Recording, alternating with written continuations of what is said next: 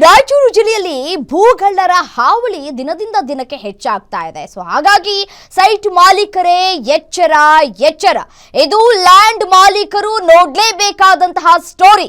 ನಕಲಿ ದಾಖಲೆಯನ್ನ ಸೃಷ್ಟಿಸಿ ಮೂರನೇ ವ್ಯಕ್ತಿಗೆ ಸೈಟ್ ಅನ್ನ ಮಾರಾಟ ಮಾಡ್ತಾ ಇರೋದು ಗೊತ್ತಾಗ್ತಾ ಇದೆ. ಇದೀಗ ರಾಯಚೂರಿನಲ್ಲಿ ಅರ್ಚಕನ ಸೈಟ್ಗೆ ನಕಲಿ ದಾಖಲೆಯನ್ನ ಸೃಷ್ಟಿ ಮಾಡಿ ಸೈಟ್ ಅನ್ನ ಮಾರಾಟ ಮಾಡುವಂತಹ ಜಾಲ ಇದೀಗ ಪತ್ತೆಯಾಗ್ತಾ ಇದೆ. ಅರ್ಚಕನ ಸೈಟ್ ಬೇರೊಬ್ಬರ ಹೆಸರಿಗೆ ಸೇಲ್ ಕೂಡ ಮಾಡಲಾಗಿದೆ. ರಾಯಚೂರು ನಗರದಲ್ಲೇ 70 ಸೈಟ್ ಮಾಲೀಕರಿಗೆ ವಂಚನೆಯನ್ನ ಮಾಡಲಾಗಿರುವಂತಹ ಪ್ರಕರಣ ಬಯಲಿಗೆ ಬರ್ತಾ ಇದೆ. ಅರ್ಚಕ ಆನಂದ ರಾವ್ ಸಂತೋಷ್ ಸೈಟ್ಗೆ ನಕಲಿ ದಾಖಲೆಯನ್ನ ಸೃಷ್ಟಿಸಿ ಇದೀಗ ಬೇರೊಬ್ಬರಿಗೆ ಸೈಟ್ ಮಾರಾಟವನ್ನ ಮಾಡಿರುವುದು ಗೊತ್ತಾಗ್ತಾ ಇದೆ. ಸೊ ಹಾಗಾಗಿ ಸೈಟ್ ಅನ್ನ ತೆಗೆದುಕೊಳ್ಳುವ ಮುನ್ನವೇ ಸ್ವಲ್ಪ ಎಚ್ಚರವನ್ನ ವಹಿಸಬೇಕು.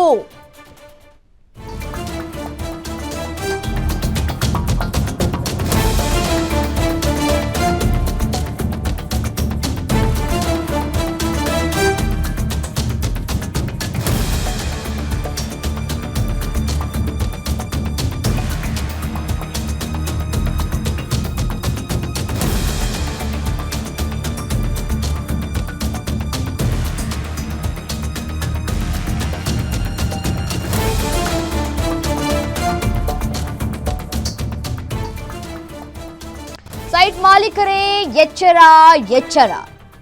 ರಾಯಚೂರು ಜಿಲ್ಲೆಯಲ್ಲಿ ಭೂಗಳ್ಳರ ಹಾವಳಿ ದಿನದಿಂದ ದಿನಕ್ಕೆ ಹೆಚ್ಚಾಗ್ತಾ ಇದೆ. ಸೊ ಹಾಗಾಗಿ ಸೈಟ್ ಅನ್ನ ಪರ್ಚೇಸ್ ಮಾಡೋದಕ್ಕೂ ಮುನ್ನವೇ ಸ್ವಲ್ಪ ಎಚ್ಚರವನ್ನ ವಹಿಸಬೇಕಾಗಿದೆ. ಇದೀಗ ರಾಯಚೂರಲ್ಲಿ ಅರ್ಚಕನ ಸೈಟ್ಗೆ ನಕಲಿ ದಾಖಲೆಯನ್ನ ಸೃಷ್ಟಿ ಮಾಡಿ ಅರ್ಚಕನ ಸೈಟ್ ಅನ್ನ ಬೇರೊಬ್ಬರ ಹೆಸರಿಗೆ ಸೇಲ್ ಮಾಡಲಾಗ್ತಾ ಇದೆ. ರಾಯಚೂರು ನಗರದಲ್ಲೇ ಒಂದಲ್ಲ ಎರಡಲ್ಲ 70 ಸೈಟ್ ಮಾಲೀಕರಿಗೆ ವಂಚನೆಯನ್ನ ಮಾಡಿರುವಂತಹ ಜಾಲ ಪತ್ತೆಯಾಗಿದೆ. ಅರ್ಚಕ ಆನಂದ ರಾವ್ ಸಂತೋಷ್ ಸೈಟ್ಗೆ ನಕಲಿ ದಾಖಲೆಯನ್ನ ಸೃಷ್ಟಿ ಮಾಡಲಾಗ್ತಾ ಇದೆ. ನಕಲಿ ದಾಖಲೆಯನ್ನ ಸೃಷ್ಟಿಸಿ ಬೇರೊಬ್ಬರಿಗೆ ಸೈಟ್ ಮಾರಾಟವನ್ನ ಮಾಡಲಾಗ್ತಾ ಇದೆ. ಮಲಿಯಾಬಾದ್ ಕ್ರಾಸ್ನ ಜಯಪ್ರಕಾಶ್ ನಗರದಲ್ಲಿ ಇದ್ದಂತಹ ಸೈಟ್ಗಳಿವು. 2009ರಲ್ಲಿ ಸೈಟ್ ಅನ್ನ ಖರೀದಿ ಮಾಡಿದ್ರು ಸಂತೋಷ್ ಮತ್ತೆ ಆನಂದ್ ರಾವ್. 2024ರಲ್ಲಿ ನಕಲಿ ದಾಖಲೆಯನ್ನ ಸೃಷ್ಟಿಸಿ ಎರಡೂ ಸೈಟ್ಗಳ ಮಾರಾಟವನ್ನ ಮಾಡಲಾಗ್ತಾ ಇದೆ. ಸಂತೋಷ್ ಹೆಸರಿನಲ್ಲಿ ಇದ್ದಂತಹ ಸೈಟ್ ಆಂಜನೇಯ ಹೆಸರಿಗೆ ವರ್ಗಾವಣೆಯಾಗಿದೆ. ಹೇಗೆ ಸಾಧ್ಯ ಇದು? ಬೇರೆಯೊಬ್ಬರ ಸಹಿ ಇಲ್ಲದೆ ಹೇಗೆ ವರ್ಗಾವಣೆಯಾಗುವುದಕ್ಕೆ ಸಾಧ್ಯ? ಟೆಕ್ನಾಲಜಿ ಬಹಳ ಮುಂದುವರೆದಿದೆ.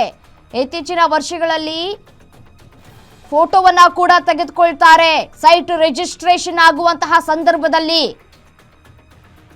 ಆನಂದ್ ರಾವ್ ಹೆಸರಲ್ಲಿ ಇದ್ದಂತಹ ಸೈಟ್ ಅನ್ನ ಚನ್ನಬಸವ ಎಂಬುವವರಿಗೆ ವರ್ಗಾವಣೆ ಮಾಡಲಾಗಿದೆ. ನಕಲಿ ಆಧಾರ್ ಕಾರ್ಡ್, ನಕಲಿ ಫೋನ್ ನಂಬರ್, ನಕಲಿ ಸಹಿಯನ್ನ ಬಳಸಿ ವಂಚನೆ ಮಾಡಲಾಗಿದೆ. ನಾವು ಈಗ 2009ರಲ್ಲಿ ಜಯಪ್ರಕಾಶ್ ನಗರದಲ್ಲಿ ಒಂದು ಪ್ಲಾಟ್ ನಂಬರ್ 44 ಖರೀದಿ ಮಾಡಿದ್ದೇವೆ ಡೆವಲಪರ್ ಕಡೆಯಿಂದ. 2009ರಲ್ಲಿ ಖರೀದಿ ಮಾಡಿ 2013ರಲ್ಲಿ ಅದರದ್ದು ಮ್ಯೂಟೇಷನ್ ಮಾಡಿಸಿದ್ವಿ. ನಾವು ಈಗ ಇತ್ತೀಚೆಗೆ ಯಾವಾಗಲೂ ನೋಡ್ಕೊಂಡು ಬರ್ತೀವಿ. ಇತ್ತೀಚೆಗೆ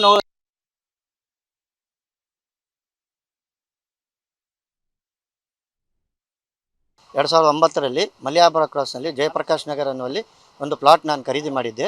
ವೆಂಕಟರಮಣ ಅಂತ ಅವರಿಂದ ಖರೀದಿ ಮಾಡಿದ್ದೆ, ಪ್ಲಾಟ್ ನಂಬರ್ 46. ಅಲ್ಲಿಂದ ನನ್ನ ಹೆಸರು 2013ರಲ್ಲಿ ನನ್ನ ಹೆಸರು ಮುಟೇಷನ್ ಮಾಡಿಕೊಂಡಿದ್ದೆ. ಆಮೇಲೆ ಅದು ಈಗ CMC ಲಿಮಿಟಲ್ಲಿ ಬಂದ ನಂತರ 2025ರಲ್ಲಿ ನನ್ನ ಹೆಸರು PID ಖಾತಾ ಕೂಡ ಮಾಡಿಸ್ಕೊಂಡಿದ್ದೇನೆ. ಈ ಖಾತಾ ಇವತ್ತಿಗೂ ನನ್ನ ಹೆಸರಲ್ಲಿ ಈ ಖಾತಾ ನನ್ನ ಹೆಸರಲ್ಲಿ ಇದೆ. ಏನಾಯಿತು, ಈ ಮೀನ್ ಟೈಮಲ್ಲಿ ಜನವರಿ 2024ರಲ್ಲಿ ಯಾರೋ ಒಬ್ಬರು ಆಂಜನೇಯ ತಮ್ಮ ಹೆಸರಿಗೆ ಮಾಡ್ಕೊಂಡಿದ್ದಾರೆ. ಬೇರೆಯವ್ರನ್ನ ಯಾರನ್ನು ಕೂರಿಸಿದ್ದಾರೆ, ಸಂತೋಷ್ ಶಾನ್ಭಾಗ್ ಅಂತ. ನಕಲಿ ಇದು ಏನು ನನ್ನ ಆಧಾರ್ ಕಾರ್ಡ್ನಲ್ಲಿ ನಕಲಿ ಆಧಾರ್ ಕಾರ್ಡ್ ಮಾಡಿ ನನ್ನ ಫೋಟೋವನ್ನು ಅದರಲ್ಲಿ ಎಡಿಟ್ ಮಾಡಿ ಅದನ್ನು ಸಬ್ ರಿಜಿಸ್ಟರ್ ಆಫೀಸ್ನಲ್ಲಿ ಕೊಟ್ಟು ನಕಲಿ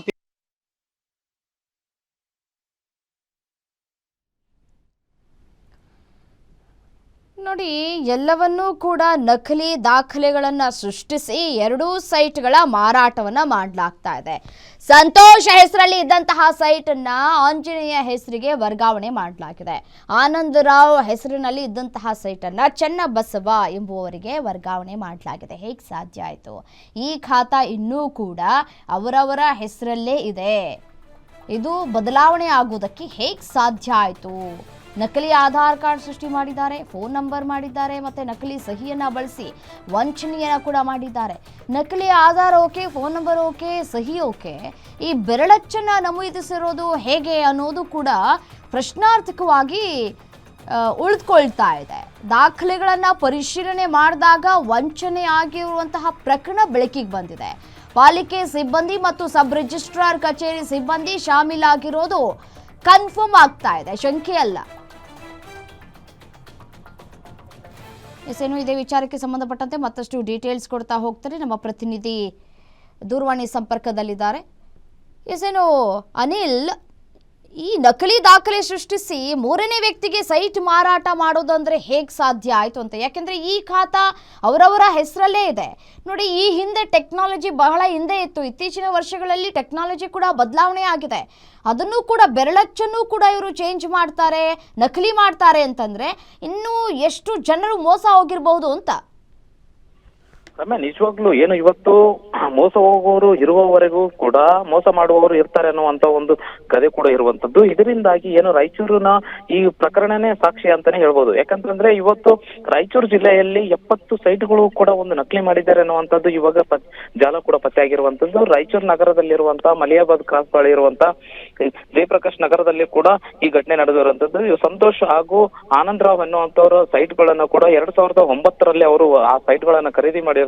ಆ ಸಂದರ್ಭದಲ್ಲಿ 2009ರಲ್ಲಿ ಖರೀದಿ ಮಾಡಿದಂತ ಸೈಟ್ ಗಳನ್ನು ಕೂಡ ತಮ್ಮ ಎಲ್ಲಾ ರೀತಿಯಾದಂತಹ ರಿಜಿಸ್ಟ್ರೇಷನ್ ಕೂಡ ಆಗಿರುತ್ತೆ, ಒಂದು ಖಾತೆಗಳನ್ನು ಕೂಡ ಮಾಡ್ಕೊಂಡಿರ್ತಾರೆ. ಆದ್ರೆ ಏನು ಒಂದು 2024ರಲ್ಲಿ ನಕಲಿ ದಾಖಲೆಗಳನ್ನು ಸೃಷ್ಟಿಸಿ ಅವರ ಹೆಸರು ಮೇಲೆ ಕೂಡ ಒಂದು ನಕಲಿ ಆಧಾರ್ ಕಾರ್ಡ್, ನಮ್ಮ ಮೊಬೈಲ್ ನಂಬರ್ ಅನ್ನು ಸೃಷ್ಟಿಸಿ ಇಲ್ಲೇ ರಿಜಿಸ್ಟರ್ ಆಫೀಸ್ ನಲ್ಲೇ ಕೂಡ ಒಂದು ನಕಲಿ ಒಂದು ದಾಖಲಾತಿಗಳನ್ನು ರೆಡಿ ಮಾಡಿಕೊಂಡು ಮೂರನೇ ವ್ಯಕ್ತಿಗೆ ಕೂಡ ಮಾರಾಟ ಮಾಡಿರುವಂತದ್ದು ಈ ಪ್ರಕರಣ ಬೆಳಕಿಗೆ ಬಂದಿರುವಂತದ್ದು.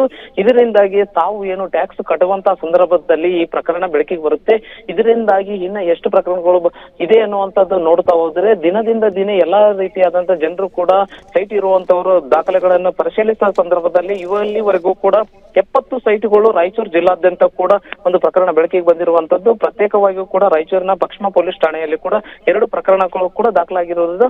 ಇದರಿಂದಾಗಿ ಮಾಲೀಕರು ಏನು ಭೂ ಮಾಲೀಕರು ಮತ್ತೆ ಸೈಟ್ ಮಾಲೀಕರು ಕೂಡ ಸಾಕಷ್ಟು ಆತಂಕದಲ್ಲಿದ್ದಾರೆ ಅಂತ ಹೇಳ್ಬೋದು. ಯಾಕಂತಂದ್ರೆ ನಾವು ಎಲ್ಲಾ ರೀತಿಯಾದಂತ ಒರಿಜಿನಲ್ ಡಾಕ್ಯುಮೆಂಟ್ಸ್ ಗಳನ್ನ ರೆಡಿ ಮಾಡ್ಕೊಂಡ್ರು ಕೂಡ ಈ ಭೂಕಳ್ಳರು ಮಾತ್ರ ಸಂಪೂರ್ಣವಾಗಿ ನಕಲಿ ದಾಖಲೆಗಳನ್ನ ಸೃಷ್ಟಿಸಿ ನಮ್ಮ ಸೈಟ್ ಗಳನ್ನ ಒಡೆಯುವಂತ ಕೆಲಸ ಮಾಡ್ತಾ ಇದ್ದಾರೆ. ಇದರಿಂದ ಸರ್ಕಾರಗಳು ಎಚ್ಚೆತ್ಕೊಳ್ಬೇಕು. ಯಾಕಂತಂದ್ರೆ ಭೂಕಳ್ಳರು ಮಾಡುವಂತ ಕೆಲಸಕ್ಕೆ ಇದು ನೇರವಾಗಿ ಇಲ್ಲಿರುವಂತಹ ಅಧಿಕಾರಿಗಳು ಮತ್ತೆ ಇಲ್ಲಿ ಮಾನವ ಪಾಲಿಕೆ ಅಧಿಕಾರಿಗಳು ಕೂಡ ಶಾಮೀಲಿರುವಂತದ್ದು ಒಂದು ಶಂಕೆ ಕೂಡ ವ್ಯಕ್ತವಾಗ್ತಾ ಇರುವಂತದ್ದು.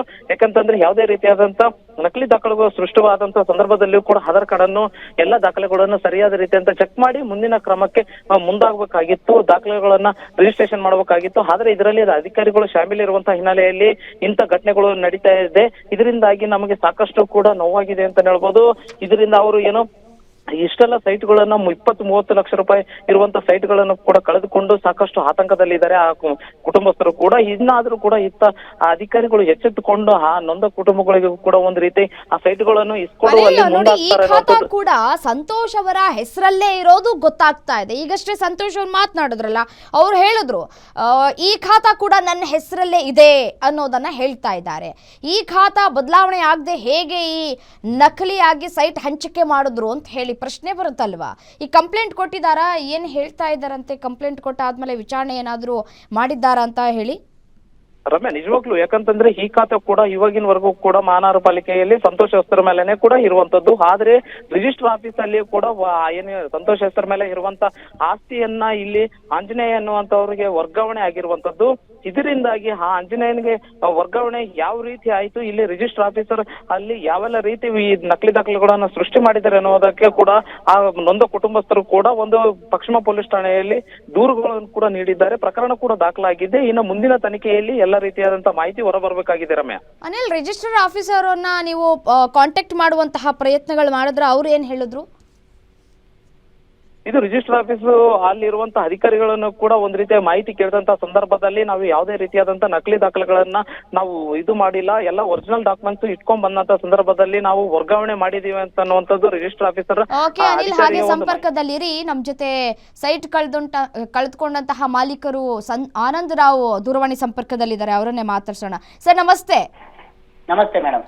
ಸರ್ ನಿಮ್ಗೆ ಹೇಗೆ ಗೊತ್ತಾಯಿತು ನಿಮ್ಮ ಸೈಟು ಬೇರೆಯವ್ರ ಹೆಸರಿಗೆ ವರ್ಗಾವಣೆ ಆಗಿದೆ, ನೀವು ನಕಲಿ ದಾಖಲೆಯನ್ನು ಸೃಷ್ಟಿ ಮಾಡಿ ಈ ರೀತಿಯಾಗಿ ಮೋಸ ಆಗಿದೆ ಅಂತ ಹೇಗೆ ಗೊತ್ತಾಯಿತು ನಿಮಗೆ ಯಾವಾಗ ಗಮನಕ್ಕೆ ಬಂತು ಅಂತ? ಇದು ನಮಗೆ 22 ಜೂನ್ಗೆ ಗಮನಕ್ಕೆ ಎಲ್ಲ ಈಗೆಲ್ಲ ಇದು ಆಗ್ತಾ ಇದೆ ಅಂತ ಇದು ಬಂತು. ಇದು ಜನ ಮಾತಾಡ್ತಾ ಇದ್ರು. ನಾವು ಹೋಗಿ ಇದರಲ್ಲಿ 22ಕ್ಕೇನೋ ಹೇಳಿದ್ರಿ ಹಿಂಗೆಲ್ಲ ನಿಮ್ಮ ಏರಿಯಾದಲ್ಲಿ ಇದಾಗಿದೆ ಅಂತ ಕೆಲ ಜನರು ಹೇಳ್ತಾ ಇದ್ದಾರೆ. ನಮ್ದೇನು ಸೈಟ್ ಇದೆಯಲ್ಲ ಅದರಲ್ಲಿ ಜನ ಹೇಳ್ತಾ ಇದ್ರು ಹಿಂಗೆಲ್ಲ ಆಗಿದೆ ಅಂತ ಹೇಳಿ. ನಾವು ಮತ್ತೆ ರಿಜಿಸ್ಟ್ರಾರ್ ಆಫೀಸ್ನಲ್ಲಿ ಚೆಕ್ ಮಾಡಿದ್ರೆ ಅದನ್ನೆಲ್ಲ ಬೇರೆಯವ್ರ ಹೆಸರಿನಲ್ಲಿ ವರ್ಗಾವಣೆ ಆಗಿದ್ದು ಗೊತ್ತಾಯ್ತು ಮೇಡಮ್.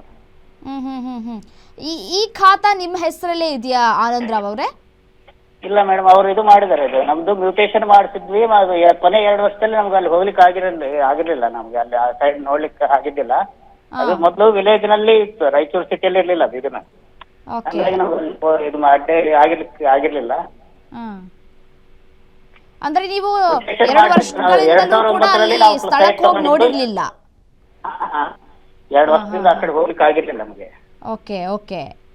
ಸೊ ಅದು ಬಂದಿಲ್ದಿರೋದೇ ಇವ್ರು ಎನ್ಕ್ಯಾಶ್ ಮಾಡ್ಕೊಂಡು ಬೇರೆಯವ್ರಿಗೆ ಮಾರಾಟ ಮಾಡಿದ್ದಾರೆ. ಯಾರು ಮಾರಾಟ ಮಾಡಿದ್ದು ಅನ್ನೋದು ಏನಾದ್ರು ಗೊತ್ತಿದ್ಯಾ ನಿಮಗೆ? ನೀವು ಮಾರಾಟ ಈಗ ಪರ್ಚೇಸ್ ಮಾಡಿರೋರ್ನ ಏನಾದ್ರು ಕಾಂಟ್ಯಾಕ್ಟ್ ಮಾಡಿದ್ರಾ?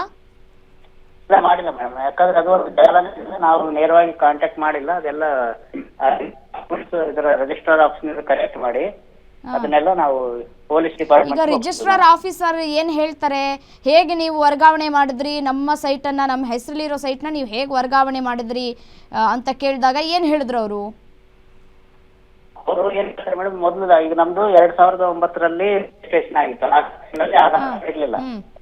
ಈಗೆಲ್ಲ ಆಧಾರ್ ಕಾರ್ಡ್ ಬಂದಿದೆ. ಅವ್ರು ಯಾವ್ದು ಆಧಾರ್ ಕಾರ್ಡ್ ನನ್ನ ಹೆಸರು ಹಾಕಿ ಒಂದು ಯಾವ್ದೋ ಫೇಕ್ ಫೋನ್ ನಂಬರ್ ಕೊಟ್ಟು ಇದು ಮಾಡಿದ್ದಾರೆ. ಅದು ಅವ್ರು ನಮಗ್ ಗೊತ್ತಾಗಲ್ಲ. ಅವರು ಸರಿಯಾಗಿ ಮಾಡಿದ್ರೆ ಇದು ಆಗ್ತಿರ್ಲಿಲ್ಲ. ಅದು ಸರಿಯಾಗಿ ವೆರಿಫಿಕೇಶನ್ ಮಾಡಿದ್ರೆ ಇದೆಲ್ಲ ಆಗ್ತಿರ್ಲಿಲ್ಲ.